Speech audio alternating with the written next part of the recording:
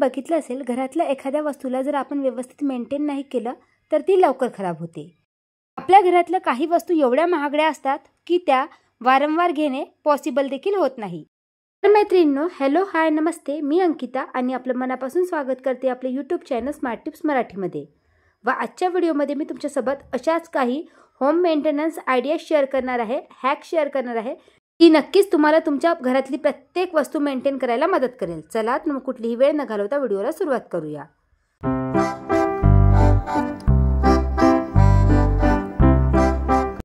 तर पहिली वस्तू आहे झाडू, ज्याचा आपण रोज उपयोग करतो. पण बरेचदा तुम्ही बघितलं असेल की आपण झाडू विकत आणली की डायरेक्टली घरात यूज करतो. मग त्याला लागलेला जो छोटा छोटा कचरा असतो ना, तो पूर्ण घरभर पसरतो. मी तुम्हाला काढून दाखवते.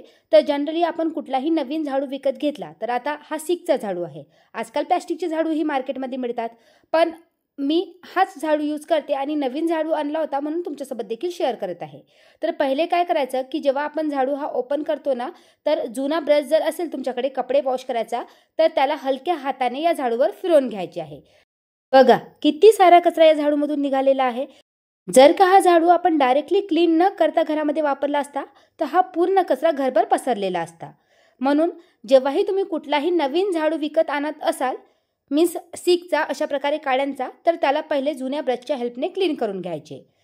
या व्यतिरिक्त तुम्ही बरेचसे यूट्यूब व्हिडिओजमध्ये बघितलं असेल की बरेच जण अशा प्रकारचा झाडू जुना कंगवा असतो ना, त्याने क्लीन करताना दाखवलेला आहे. पण चुकूनही तो हॅक वापरू नका, कारण जेव्हा आपण त्याने झाडू क्लीन करतो ना, तर झाडूच्या काड्या देखील छोटे छोटे तुटतात. त्यामुळे जेव्हाही झाडू विकत आणला की अशा प्रकारच्या एका प्लॅस्टिक ब्रशने क्लीन करून घ्यायच्या आणि त्यानंतरच झाडू वापरायचा. या व्यतिरिक्त बरेच जण प्लॅस्टिकचा झाडू देखील यूज करतात, पण त्याला देखील योग्य मेंटेनन्सची गरज असते. त्याला जर आपण व्यवस्थित मेंटेन नाही केलं तर त्याच्या खालच्या बाजूच्या ज्या प्लॅस्टिकच्या तार असतात ना, त्या एकमेकांत गुंतल्या जातात.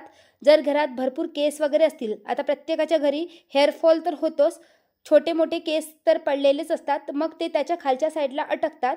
मग त्याला देखील योग्य मेंटेनन्सची गरज आहे. जर का तुम्ही प्लॅस्टिकचं झाडू यूज करत असाल तर 15 दिवसातून एकदा त्याला व्यवस्थित अशा प्रकारच्या प्लॅस्टिकच्या ब्रशने वॉश करा आणि सुकल्यानंतर तो झाडू यूज करा, जेणेकरून तो लवकर खराब होणार नाही.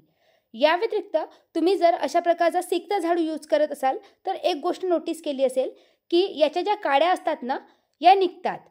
त्यासाठी आपल्याला इथे एक छोटीशी गोष्ट करायची आहे. जो सेलोटेप असतो ना, तुम्ही बघू शकता सेलोटेपचा साईज किती मोठा आहे.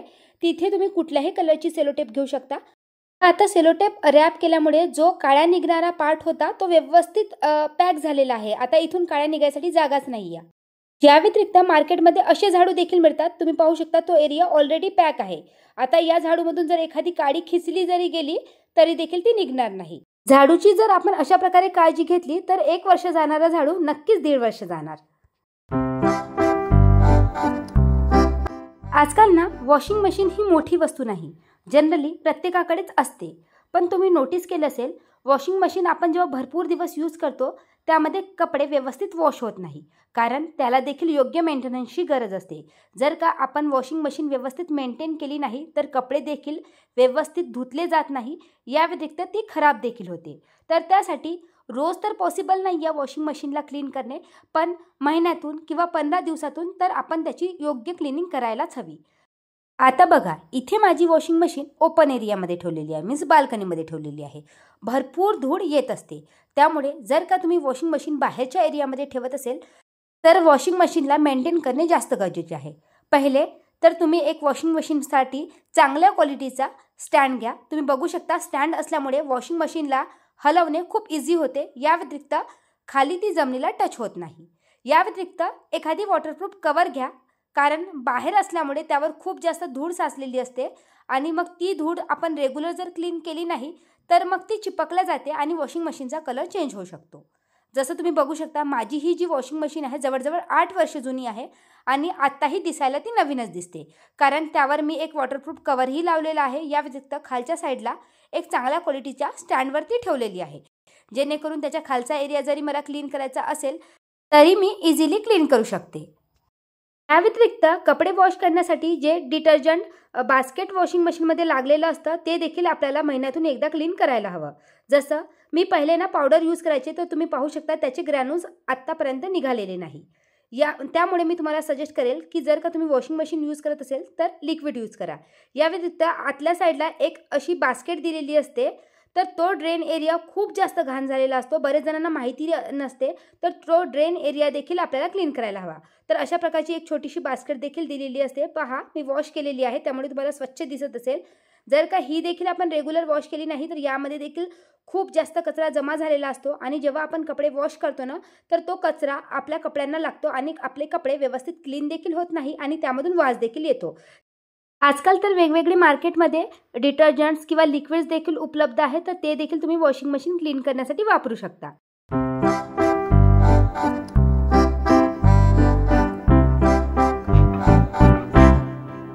आजकाल ना प्रत्येकाच्या घरी 2 सिलेंडर असतातच. एक भरलेला असतो आणि एक रिकामा असतो.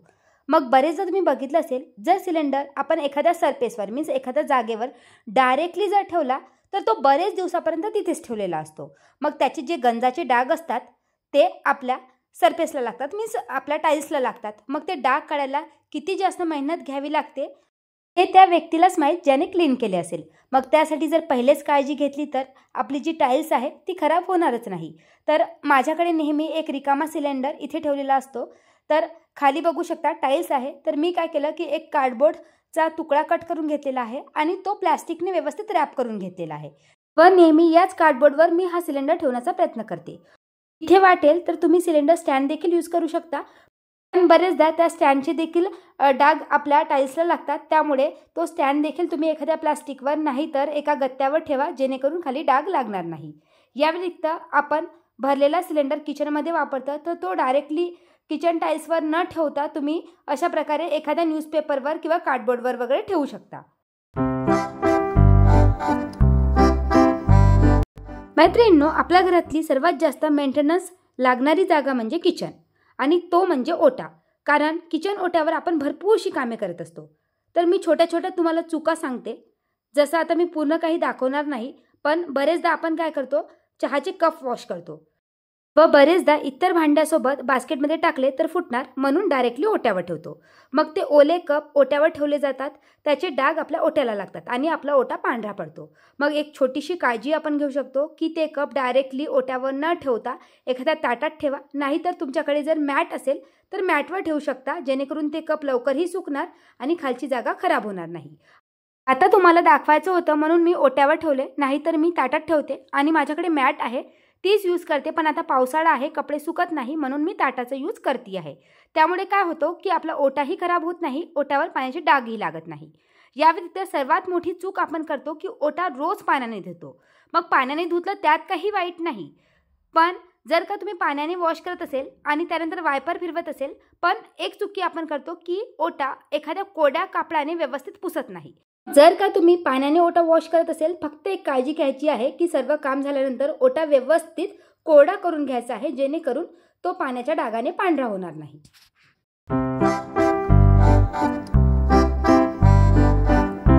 जर का तुम्हाला घरात झाडे लावायला आवडत असेल तर झाडांना देखील मेंटेन करणे खूप गरजेचे आहे.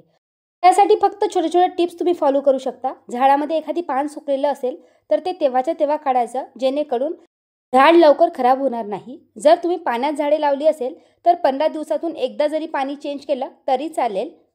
व नेहमी तुम्हाला घरात ठेवायसाठी झाडे हवी असेल तर इंडोरच झाडे घरात ठेवायची, जेणेकरून ती लवकर खराब होणार नाही.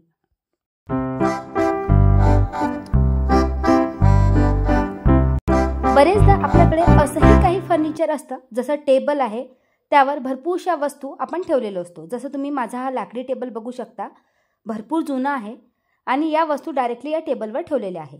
सहसा ठेवलेल्या नसतात, यावर मी एक रनर टाकलेले असते, पण आज वॉश केला होता त्यामुळे तुमच्यासोबत देखील शेअर करते आहे. तर तुम्ही घरात कुठलाही एखादी फर्निचर वापरत असाल आणि त्यावर भरपूरशा वस्तू जर डेकोरेट करून ठेवत असाल तर त्या डायरेक्टली न ठेवता त्यावर एखादी रनर टाका, जेणेकरून त्या वस्तूचे स्क्रॅचेस त्या वुडन टेबलवर येणार नाही. व जर का तुम्हाला इथे रनर किंवा टेबल क्लॉथ टाकायचा नसेल तर मार्केटमध्ये फर्निचर प्रोटेक्टर येतात, तर ते त्या तुम्ही वस्तूला लावू शकता, जेणेकरून त्याचे स्क्रॅचेस त्या फर्निचरवर पडणार नाही. तर या टेबलसाठी मी 2 रनर ठेवलेले आहे आणि नेहमी 1 बाय 1 एक रनर मी यूज करत असते. दिसायला जागाही छान दिसते, डेकोरेटिव्ह दिसते. या व्यतिरिक्त माझ्या घरी लहान मुलगी आहे, तर ती वस्तू इकडे तिकडे ड्रॅग करत असते, मीन्स ढकलत असते. त्यामुळे त्या टेबलवर स्क्रॅचेस देखील पडत नाही. बघा, या वस्तू महागड्या असतात, आपण वारंवार घेऊही शकत नाही. आता तुम्ही माझ्या हॉलमधलं फर्निचर बघू शकता. जवळजवळ 8 वर्ष जुनं आहे, तरी देखील वाटत नाही की ते जुनं आहे. तर त्यासाठीच कुठलीही वस्तू जर आपल्याला फार काळपर्यंत टिकवायची असेल तर त्याच्या योग्य मेंटेनन्सची खरंच गरज असते. त्यातलीच सर्वात महागडी वस्तू म्हणजे आपला फ्रीज. आजकाल ना बरेच जण आपला फ्रीज देखील डेकोरेट करतात. कसं, आजकाल सुंदर सुंदर मॅग्नेट्स उपलब्ध आहे. ते मॅग्नेट्स फ्रीजवर चिपकवलेले असतात. बरेच जण तर पूर्ण फ्रीजवरच मॅग्नेट चिपकवतात. त्याला फ्रीज छान दिसतो, पण जर का घरात लहान मुले असतील किंवा बरेचदा आपण फ्रीजचे मॅग्नेट वरती खालती करत असतो, तर त्यामुळे फ्रीजच्या जी स्क्रीन असते त्याच्यावर स्क्रॅचेस जातात आणि ते दिसायला खूप घाण दिसतं. फ्रीज वारंवार आपण घेऊ शकत नाही. मग एक सिंपलसा हॅक आपण ट्राय करू शकतो. फ्रीजचे जे मॅग्नेट्स असतात ना, त्याच्या मागच्या साईडला आपल्याला सिंपलसा असा पातळ कागद चिपकवायचा आहे व्हाईट कलरचा आणि त्यानंतर ते मॅग्नेट फ्रीजवर चिपकवायचे आहे. आता तुम्ही कितीही मॅग्नेट जरी वरती खालती केले तरी देखील त्याचे स्क्रॅचेस त्या फ्रीजवर येणार नाही. हा हॅक मी ऑलरेडी तुमच्यासोबत शेअर केलाच होता, पण आज एक नवीन मॅग्नेट घरी आला होता आणि त्यावर मला पेपर स्टिक करायचेच होते, त्यामुळे तुमच्यासोबत हा हॅक शेअर केला.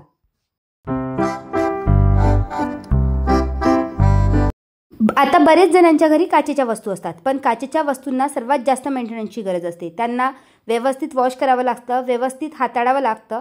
जर आपण त्याची गैरसोय केली तर त्या लवकर खराब होतात, फुटतात. काचेच्या वस्तू कशा ठेवायच्या यासाठी मी ऑलरेडी भरपूरशा आयडिया शेअर केल्या आहेत. तुम्ही माझ्या जुन्या व्हिडिओमध्ये बघू शकता.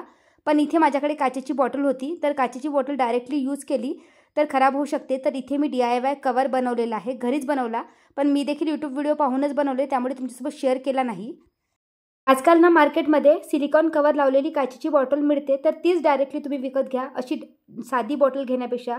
नाहीतर बरेचदा काय होतं की जे आपण काचेची भांडी घेतो ना, त्या फोममध्ये रॅप होऊन येते, तर त्याच फोमचा उपयोग करून तुम्ही काचेची भांडी ऑर्गनाईज करू शकता. जसं माझ्याकडे हे काचेचे कंटेनर आहे आणि हे 6च कंटेनर आहे आणि या व्यतिरिक्त काही लोणच्याच्या बरण्या आहेत, तर त्या सगळ्या बरण्या आणि काचेची भांडी मी फोमवर ऑर्गनाईज केली आहे.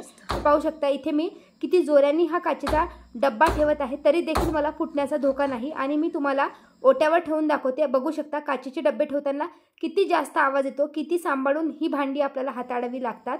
त्यामुळे काही योग्य हॅक्स किंवा आयडियाज वापरून मेंटेन केल्या तर नक्कीच त्या वस्तू फार काळपर्यंत खराब होणार नाही, त्यांची लाईफ वाढेल.